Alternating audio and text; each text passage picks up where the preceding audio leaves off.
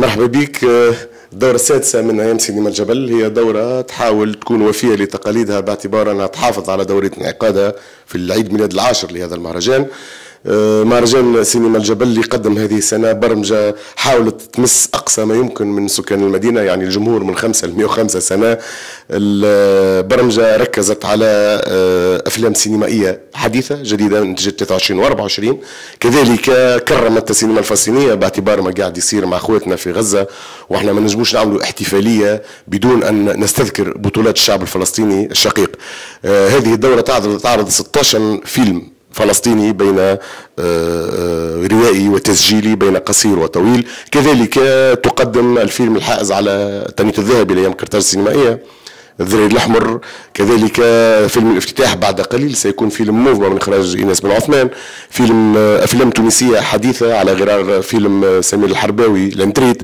كذلك تم عرض شريط سينمائي وثائقي من إنتاج شباب دار الثقافة بتجروين حول مسيرة الفنان الكبير الراحل منذر الجبابلي بعنوان نجوز إلى آخره. دونك هذه الدورة تقدم 36 عرض سينمائي بين الفضائيات التقليدية نتاع هذا المهرجان، يعني دار الثقافة عند راهم، المكتبة العمومية بعند راهم، والمركب الشبابي بعند راهم، بالإضافة إلى انفتاح على فضائيات جديدة في أرياف هذه المدينة.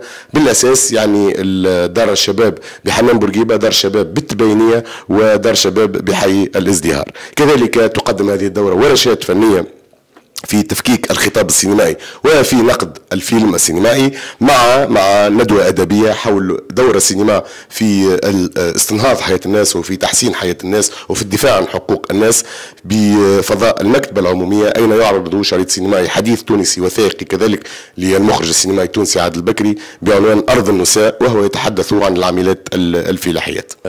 تحياتي قبل كل شيء لكل المتفرجين. المهرجان هذا يعتبر المهرجان السادس، الدورة السادسة، واللي يتمنى لها النجاح، لأن في أجنحتها طرائف حلوة برشا، وخاصة خروجها من القاعة تاع السينما تاع دار الثقافة هذه إلى القاعات الخضراء، نسميها القاعات الخضراء في الغابة.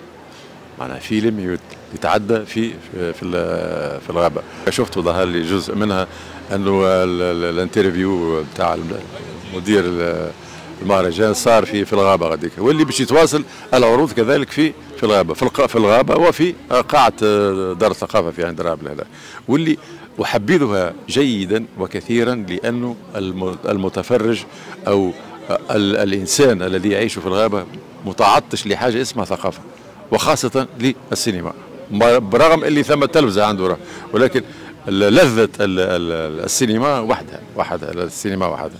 وإن شاء الله اللي تصبو ليه اللجنة هذه ولا الهيئة هذه أنه المهرجان هذا إن شاء الله يولي مهرجان دولي العام الجاي إن شاء الله.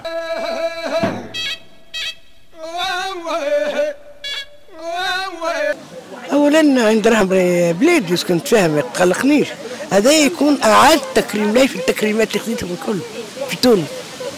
هذا عزيز برشا عليه، خاطر عند راهم تستحق كل خير وتعمل فيها مهرجان مرة فضل انه كبير ياسر، بالرغم انه صغير 3 أيام، لكن كبير ياسر بانه يخدم فيه اكرم القروي اللي معناها استاذ محامي دكتور وشادش الفن، يحب يرتقي بالبلاد هذه الفوق. بهم يعدوا ساعات العمل القديمه كهو فماش خدمه، وكبرنا ما عندوش ينادون.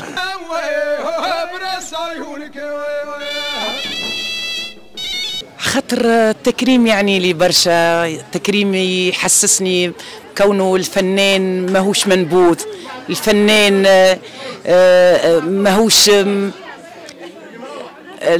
ماهوش منبوذ، فهمتني، مكرم في أعين الناس اللي قاعدين يعملوا في الفن بالحق. يمسني برشا التكريم، ويحسسني كونه فما اعتراف، فما محبة، فما متابعة، كونه يتبعوا فك الفنان هذاك واش قاعد يخدم، واش قاعد يفعل، واش قاعد يقدم في المشهد الثقافي.